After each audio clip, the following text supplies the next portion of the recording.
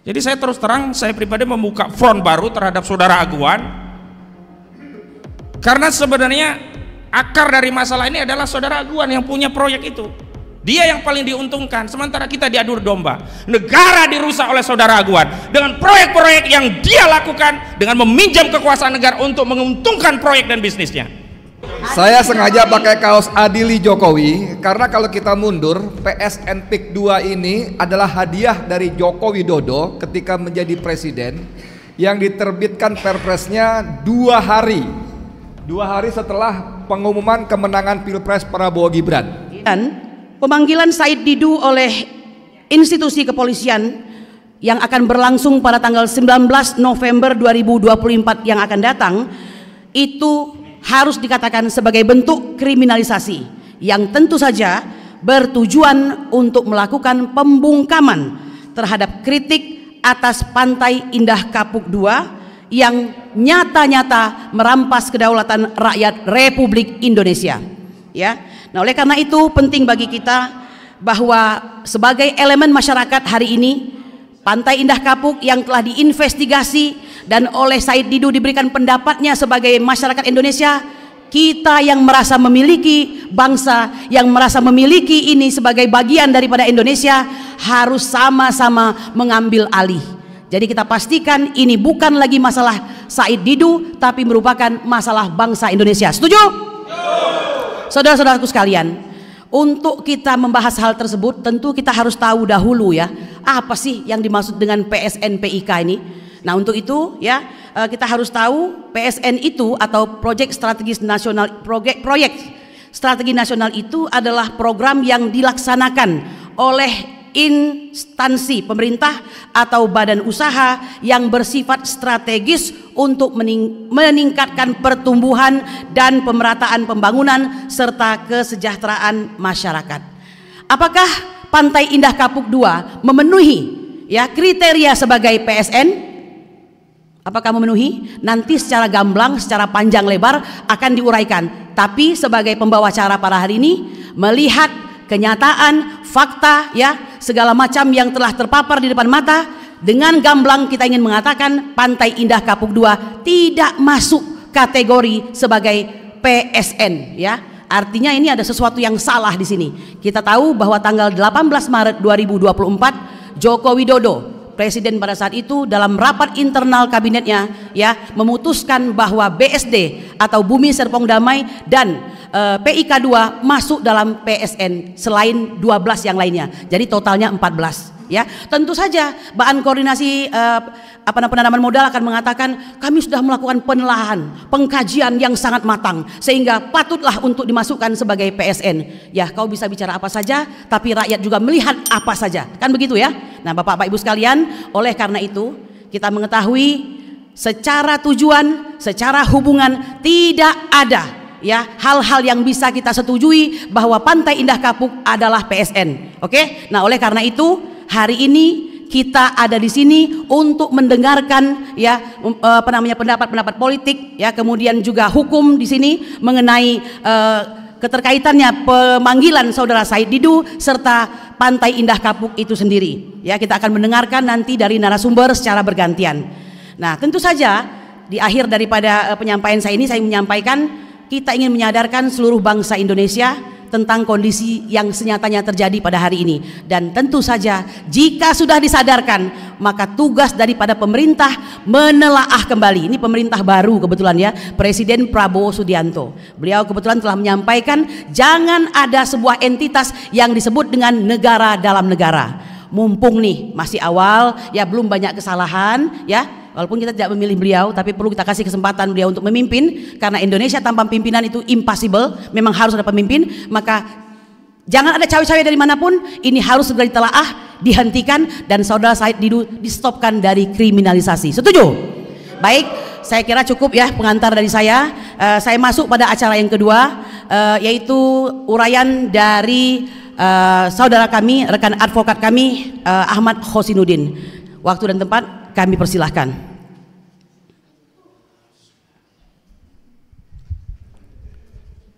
Bismillahirrahmanirrahim. Assalamualaikum warahmatullahi wabarakatuh. Waalaikumsalam warahmatullahi wabarakatuh. Alhamdulillahi rabbil alamin. Nahmaduhu wa nasta'inuhu wa nastaghfiruh wa na'udzu billahi min syururi anfusina wa min sayyiati a'malina. May yahdihillahu fala mudhillalah wa may yudhlil fala hadiyalah. Asyhadu an la ilaha illallah wa la syarikalah wa asyhadu anna Muhammadan abduhu wa rasuluh, amma ba'd. Puji syukur kita panjatkan kehadirat Allah, salawat beriring salam semoga terlimpah kepada Rasulullah. Saya ucapkan terima kasih yang sebesar-besarnya kepada segenap tamu undangan yang walaupun dalam satu hari sudah memenuhi undangan kami, karena memang acara ini didesain baru kemarin saat kami silaturahmi ke kediaman Bang Said Didu. Kesimpulannya adalah Bang Said Didu tidak boleh sendirian, karena apa yang dilakukan oleh Bang Said Didu bukan untuk dan atas nama kepentingan Bang Said Didu. Apa yang dilakukan oleh Bang Said Didu adalah untuk dan kepentingan masyarakat, bangsa dan negara. Karena itulah kita sebagai bagian dari masyarakat, bangsa dan negara tidak boleh mendiamkan kezaliman yang sudah ditimpakan kepada masyarakat Banten, juga ditimpakan kepada Bang Said Didu yang sedang menjalankan hak konstitusional. Tadi sudah disinggung, ini adalah hak konstitusional dan ada dua hak konstitusional yang sedang dijalankan oleh Bang Said Didu. Pertama, kemerdekaan menyampaikan pendapat yang dijamin dalam pasal 28 Undang-Undang Dasar 1945. Kedua adalah dalam perspektif akidah Islam. Nanti Buya Fikri bisa lebih merinci. Aktivitas yang dijalankan oleh Bang Said Didu itu adalah aktivitas dakwah amar ma'ruf nahi mungkar. Dalam Islam ini bukan hanya boleh, bahkan wajib. Sekarang bagaimana mungkin orang yang sedang menjalankan kewajiban di dalam Islam kok tiba-tiba mau dikriminalisasi, mau dipersoalkan, dianggap menghasut, menyebar kebencian, permusuhan, sara, dianggap melakukan pencemaran dan berbagai dalih-dalih hukum lainnya menggunakan undang-undang ITE, baik dengan pasal 28 ayat 2 atau pasal 28 ayat 3 yang ancaman pidananya diatur dalam pasal 45. Itu minimum ya, ada denda dan juga ada maksimum ancaman pidana. Jadi pidananya 6 tahun, dendanya 1 miliar. Nah, berangkat dari kekhawatiran kami, karena mohon maaf bapak-bapak di aparat penegak hukum, kadang-kadang kalau sudah pada kesimpulan apakah mau menahan atau tidak, itu kami yang kemudian dianggap tidak paham hukum. Asal ada ancaman di atas 5 tahun, ditangkap dan ditahan begitu. Karena itu kita hari ini membersamai dalam rangka untuk memberikan pesan kepada masyarakat, kepada aparat penegak hukum, kepada bangsa dan negara ini bahwa persoalan yang sedang kita hadapi itu bukan Bang Said Didu. Nah, kembali kalau kita bicara tentang proyek ya strategis nasional, yang semestinya substansi atau unsur utama dari PSN itu adalah adanya kepentingan nasional yang bersifat strategik. Apa itu kepentingan nasionalnya? Adalah untuk meningkatkan kesejahteraan masyarakat. Apa yang terjadi kepada warga di Banten yang terdampak proyek strategis milik Aguan ini? Kenapa saya sebut milik Aguan? Karena Pantai Indah Kapuk II itu pemegang sahamnya ada 2. Salah satunya Aguan atau Sugianto Kusuma, dan yang satu adalah Antoni Salim. Beberapa waktu yang lalu ini kan sahamnya cuman ya 1.000, 2.000, 4.000, melesat sampai 18.000 per lembar saham. Qadarullah ya, sejak peristiwa ada kecelakaan itu sampai hari ini turun nih sampai di angka 14.000 kemarin terakhir. Artinya kalau ada keuntungan, yang paling beruntung adalah pemegang saham siapa? Saudara Sugianto Kusuma dan Antoni Salim. Dan apa yang dirasakan oleh masyarakat? Saya mau tanya, kalau orang punya tanah, harga pasarnya 500.000, kemudian diambil secara paksa, cuman diganti rugi 50.000 per meter, ini rugi apa rugi? Rugi apa rugi? Jadi di mana orang dianggap sejahtera, meningkatkan kesejahteraan, sedangkan tanahnya diambil paksa, lalu diberi ganti rugi sekenanya, yang ganti ruginya itu merugikan, harusnya 500.000 hanya jadi 50.000.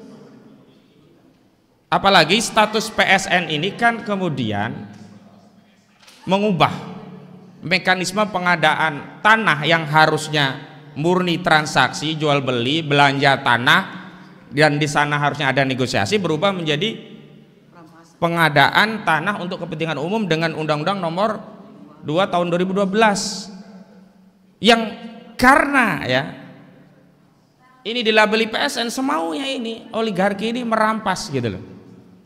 Tanah dirampas, diuruk, ya dipagari, pemilik tanah silahkan ambil ganti rugi sekenanya. Makanya di dalam pertemuan ini kita harus menegaskan bahwa apa yang terjadi di proyek Pantai Indah Kapuk itu adalah terjadi perampasan tanah. Kenapa? Karena ada pengambilan tanah dari pemiliknya tanpa keridhaan pemiliknya, maka disebut perampasan. Bang Jujung, silakan. Ya.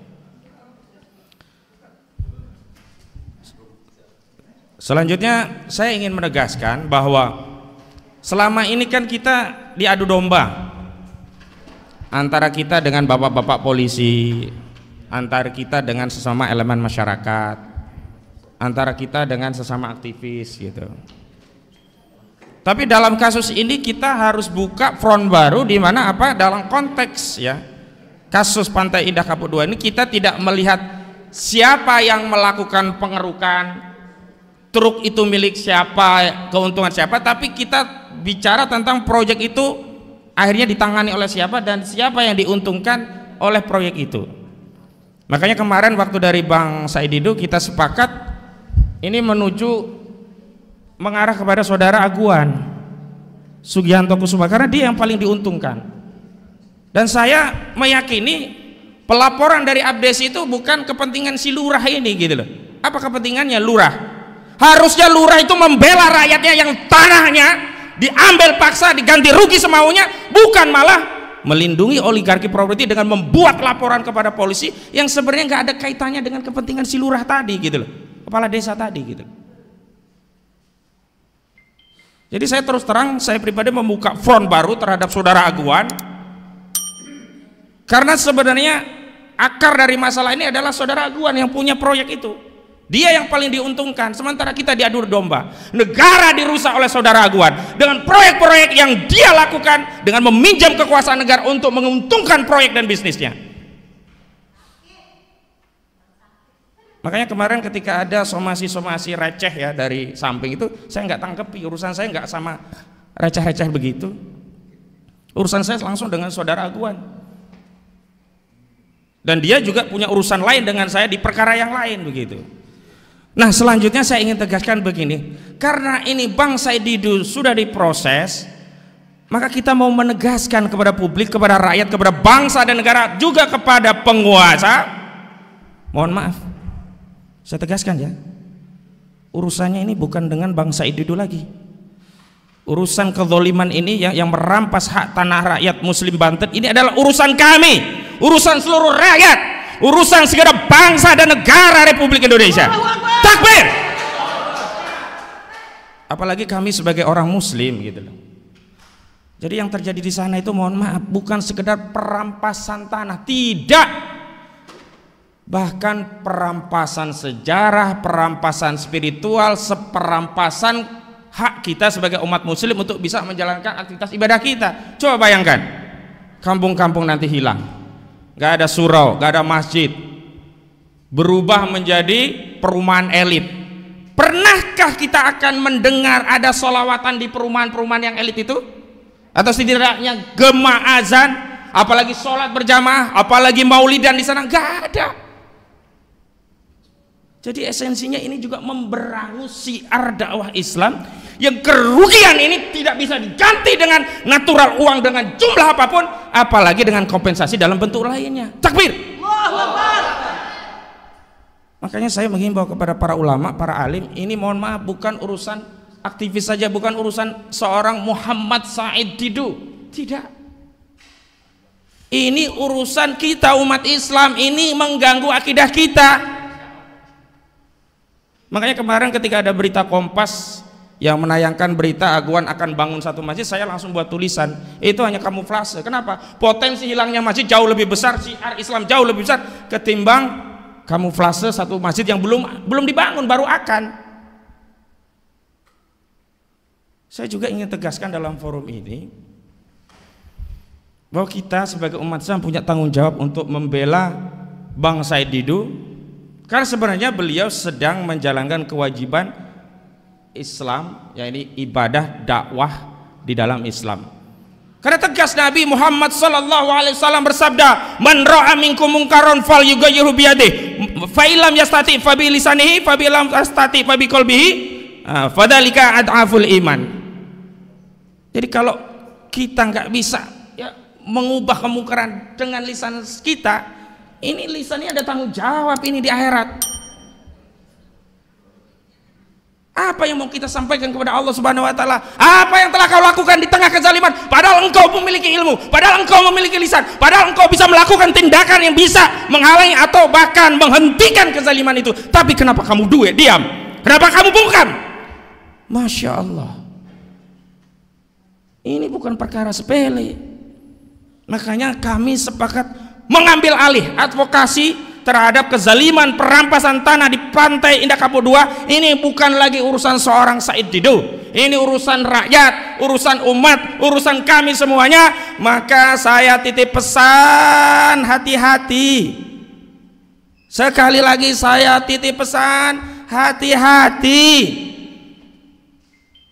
Jangan melakukan tindakan apapun kepada Bang Said Didu yang dapat memicu kemarahan umat Islam, dapat memicu ya tindakan-tindakan yang akan mengakibatkan bangsa ini jadi terbelah. Sudahlah Bapak polisi, Bapak penegak hukum, sudah. Musuh kita itu korupsi, musuh kita itu Cina yang mau mengangkangi kedaulatan kita dengan dalih klaim 9 dash line, padahal kita sudah punya kedaulatan berdasarkan UNCLOS, United Nations Covenant of Law of the Sea. Kenapa kita persoalkan Said Didu? Saya sudah dapat atensi dari banyak tokoh, banyak kalangan. Intinya semua sepakat ini bukan kasus Said Didu, tapi ini kasus kita. Maka kita berdiri sini, nanti di ujung kita akan membacakan pernyataan bersama dalam rangka mengambil alih kasus ini, sekaligus menyelamatkan Bang Said Didu dari kriminalisasi yang dilakukan oleh sobat. Saya tunjuk hidung saudara Aguan. Kenapa saudara Aguan? Karena yang diuntungkan dari proyek itu saudara Aguan selaku pemegang saham. Gak ada kepentingan itu abdesi itu. Dan saya ingatkan kepada aparat pejabat, Anda itu digaji oleh rakyat, bukan oleh Aguan. Maka Anda tegakkan amanah sesuai amanah jabatan, karena kita semua kelak akan kembali kepada Allah. Dan saat kita kembali kepada Allah, argumentasi bahwa yang kalian lakukan itu atas perintah Aguan tidak berlaku di hadapan Allah Subhanahu wa ta'ala. Terima kasih. Hari ini hadir banyak sekali.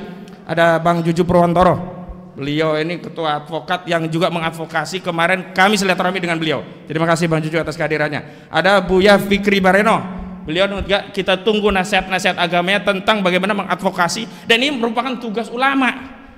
Innama yasalluha min ibadihil ulama. Sungguh yang paling takut di antara hambaku adalah ulama, dan ulama harusnya terdepan dakwah amar ma'ruf nahi mungkar, karena nggak ada yang ditakuti oleh ulama kecuali Allah Subhanahu wa ta'ala.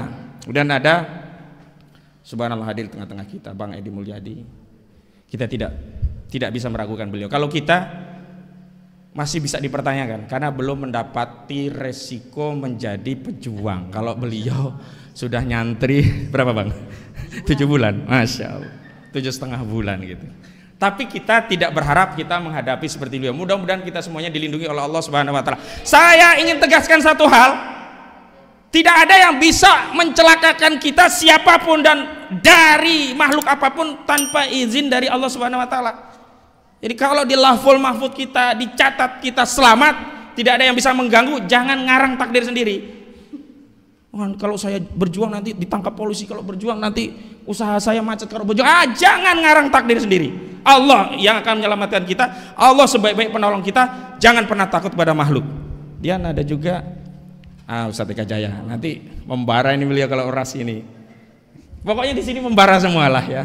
Ada Anwar Silalai, ada yang lainnya saya sebutkan, dan juga ada Bang Aziz Januar, advokat persaudaraan Islam, yang kita tanpa perlu saya menceritakan kiprah beliau pun kita semua sudah tahu bagaimana beliau. Dan di ujung tentu saja ada Bang Refli Harun, yang ini juga di live-kan melalui Refli Harun Channel. Terima kasih Bang atas kesediaannya untuk merelay atau menyiarkan langsung.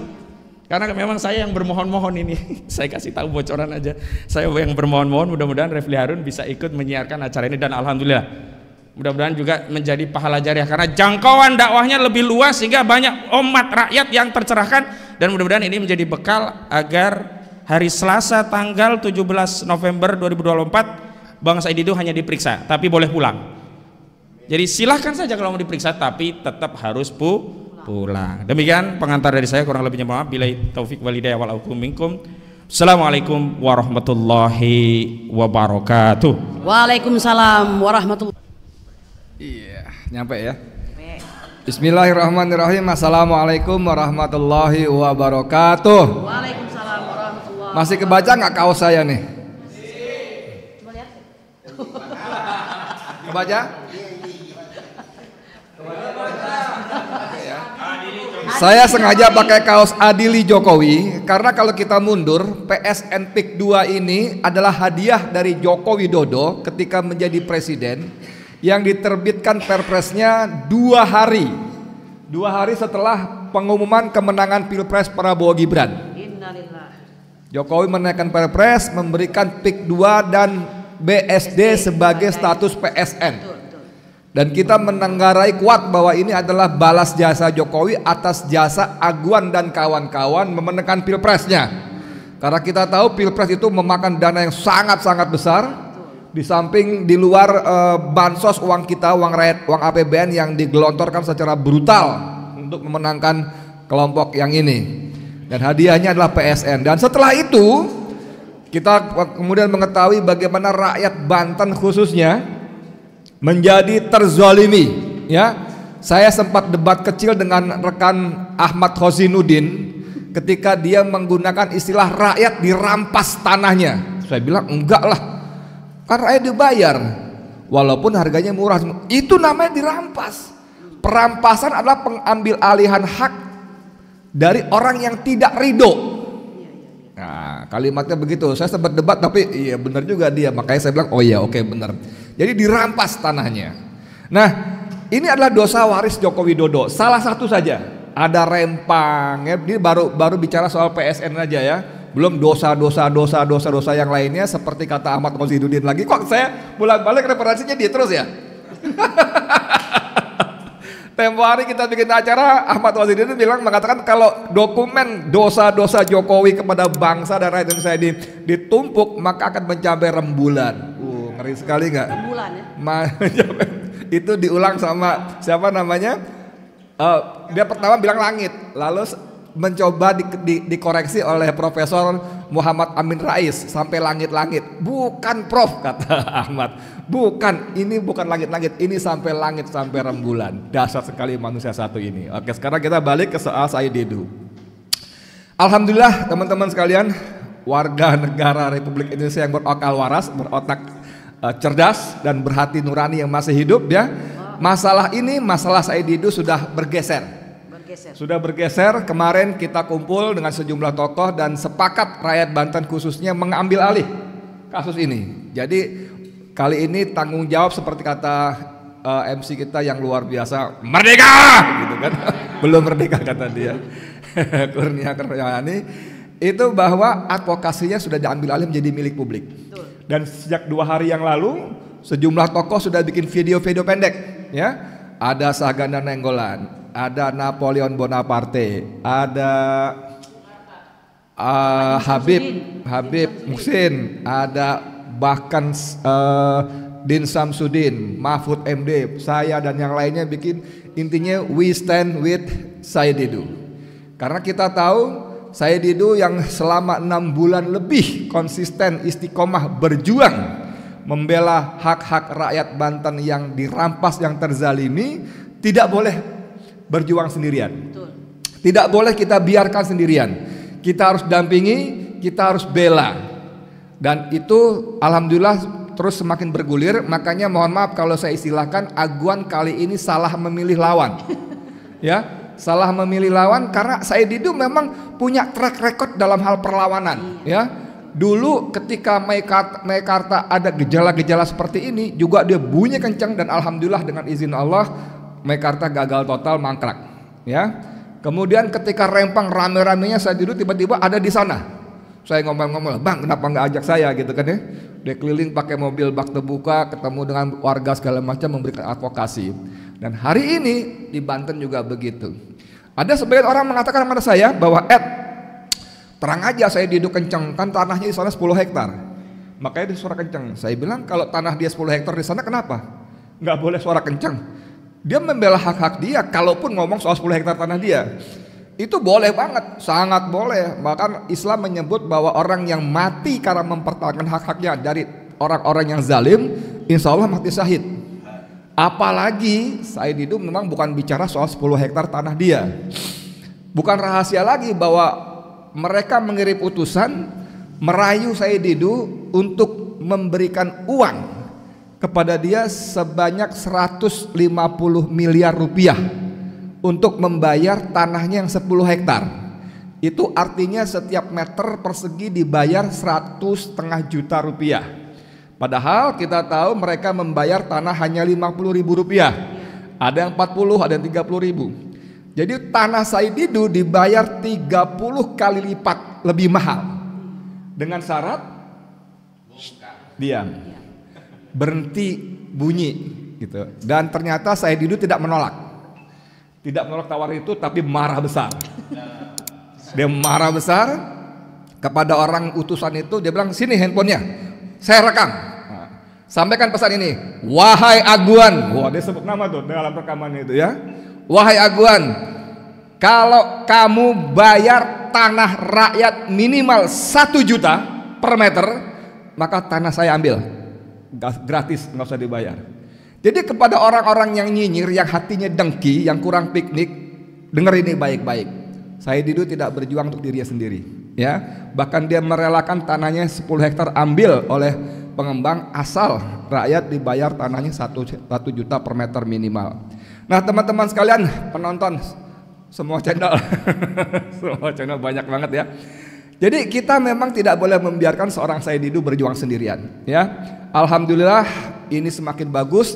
Tanggal 19 November besok, insya Allah Selasa jam 11 Said Didu akan kembali diperiksa di Polresta Tiga Raksa, Tangerang.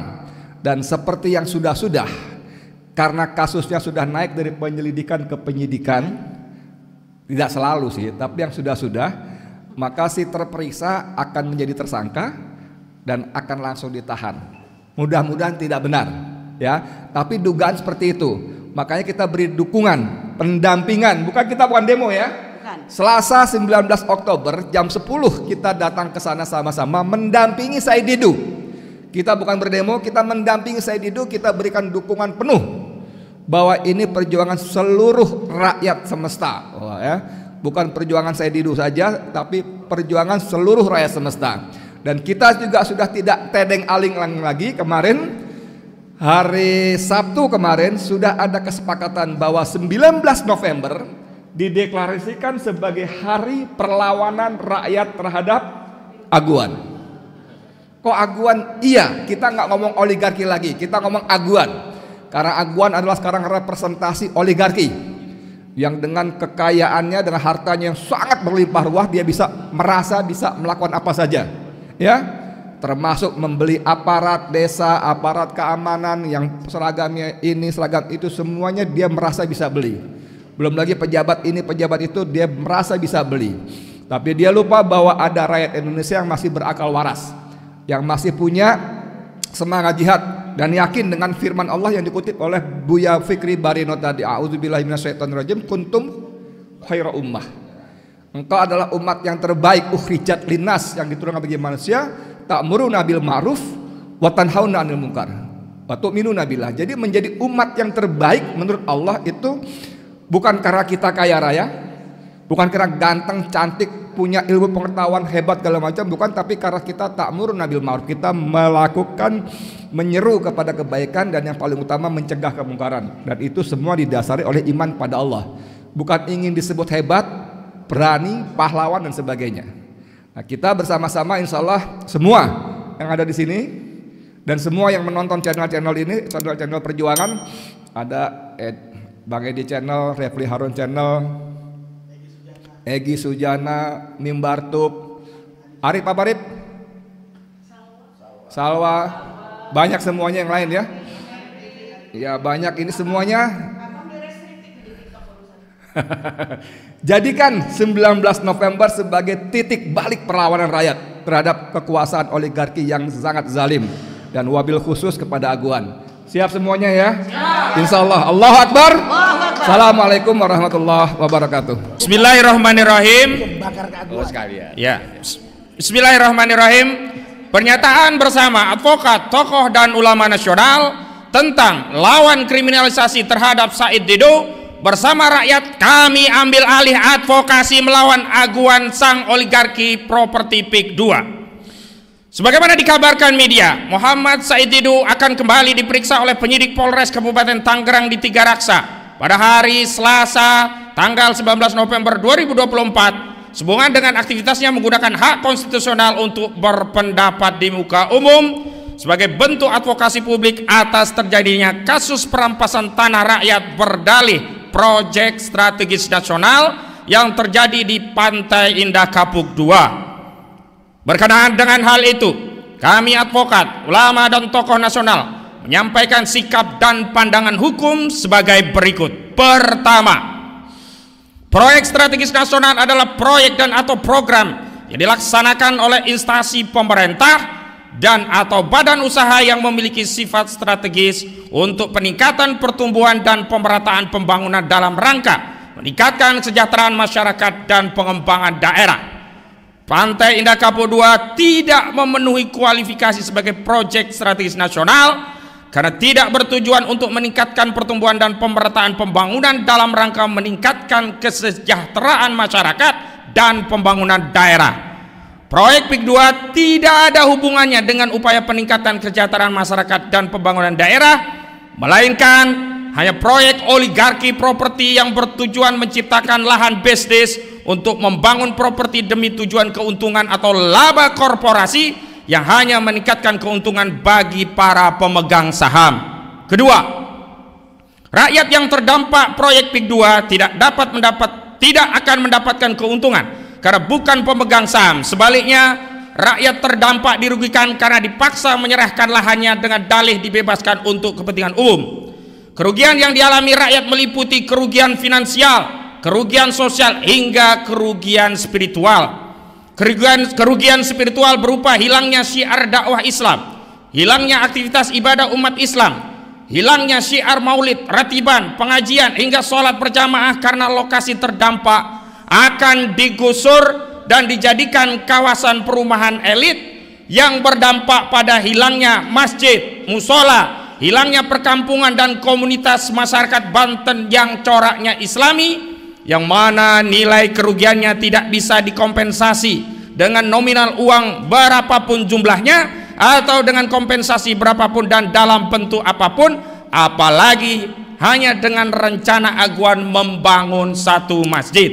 Ketiga, praktik pembebasan lahan PIK 2 yang menggunakan metode pengadaan lahan untuk kepentingan umum hanya diganti rugi dan dititipkan secara konsinyasi di pengadilan bagi yang menolak bertentangan dengan Undang-Undang Nomor 2 Tahun 2012 tentang pengadaan tanah untuk kepentingan umum junto Undang-Undang Nomor 6 Tahun 2023 tentang Cipta Kerja. Dalam ketentuan pasal 1 ayat 6 Undang-Undang Nomor 2 Tahun 2012 tentang pengadaan tanah untuk kepentingan umum ditegaskan bahwa kepentingan umum adalah kepentingan bangsa, negara, dan masyarakat yang harus diwujudkan oleh pemerintah dan digunakan sebesar-besarnya untuk kemakmuran rakyat.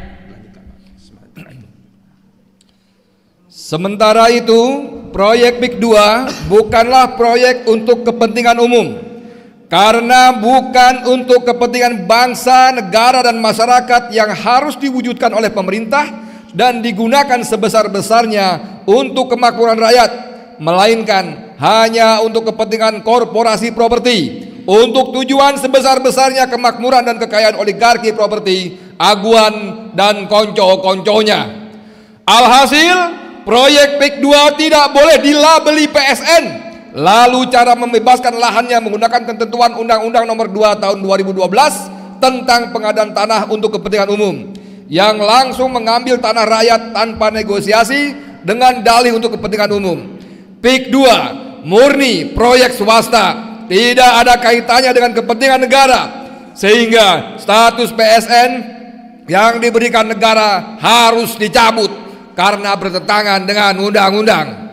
Ketiga, kerugian yang dialami negara berupa munculnya entitas negara dalam negara, berupa kawasan perumahan eksklusif, dan berkurangnya potensi pendapatan negara dari sektor PPH dan BPHTB dalam peralihan hak atas tanah karena dampak status PSN proyek PIK 2 adalah salah satu pelanggaran hukum yang terkategori korupsi dengan menyalahgunakan wewenang atau melakukan perbuatan melawan hukum yang menguntungkan diri sendiri, orang lain, atau korporasi yang dapat menimbulkan kerugian keuangan negara, sehingga wajib diproses secara hukum oleh institusi berwenang dengan ketentuan-ketentuan dan atau pasal 2 atau pasal 3 Undang-Undang Nomor 31 Tahun 1999, Junto Undang-Undang Nomor 20 Tahun 2001 tentang tindak pidana korupsi.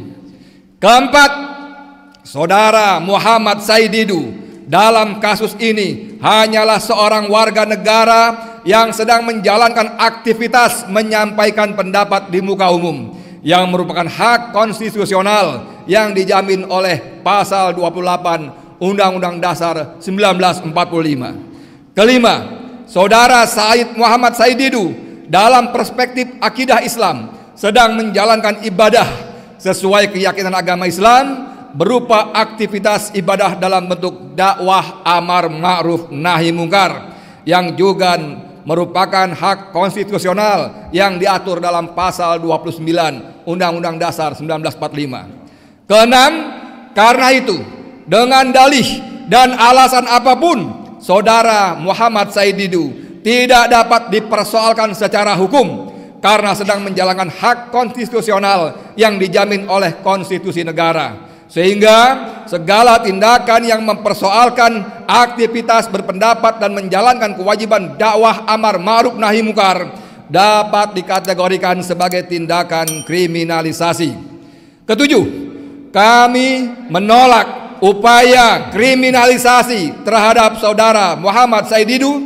Kami menduga kuat bahwa sampai derajat meyakini apa yang menimpa Saudara Muhammad Said Didu adalah bagian upaya yang dilakukan Saudara Sugianto Kusumo alias Aguan yang merupakan pengembang di proyek PIK 2 untuk membungkam setiap aktivitas kritik terhadap proyek PIK 2. Karena dalam proyek PIK 2, Saudara Aguan adalah pihak yang paling diuntungkan dari aktivitas bisnis properti di kawasan PIK 2. Berdasarkan hal-hal tersebut sebagaimana dikemukakan di atas, maka kami advokat, ulama, dan tokoh nasional menyampaikan tuntutan sebagai berikut.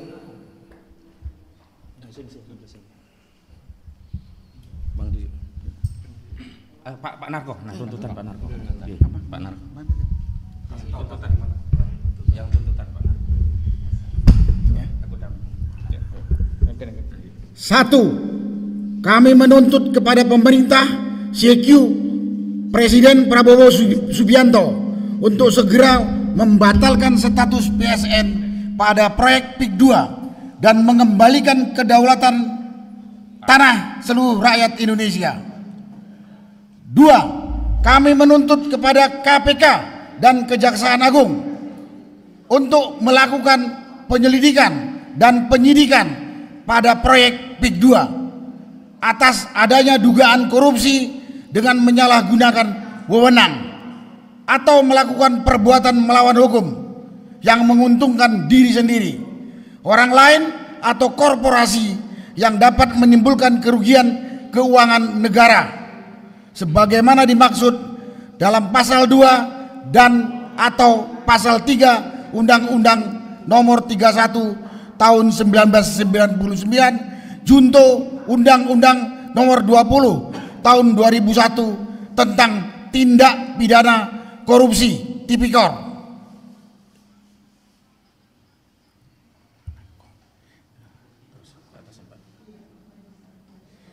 3. Kami menuntut agar Kepala Kepolisian Negara Republik Indonesia CQ Polres Kabupaten Tangerang untuk segera mengakhiri kriminalisasi terhadap saudara Muhammad Said Didu. Takbir. Allahu Akbar. 4. Kami bersama segenap elemen rakyat menyatakan mengambil alih dan terlibat langsung dalam advokasi perampasan tanah rakyat di proyek PIK 2, sekaligus menyeru kepada segenap rakyat untuk melawan entitas negara dalam negara yang sedang mengangkangi negeri ini. Demikian pernyataan ini dan tuntutan disampaikan Jakarta 17 Desember 2024. November 17 November. Jakarta 17 November 2024. Takbir. Allahu Akbar. Takbir. Allahu Akbar. Takbir. Allahu Akbar. Merdeka. Merdeka. Oke, cukup. Terima kasih. Silakan. Yang salah tadi Nanti dihapus. diedit-edit kan gampang itu. Oh iya. Selesai kita bisa podcast.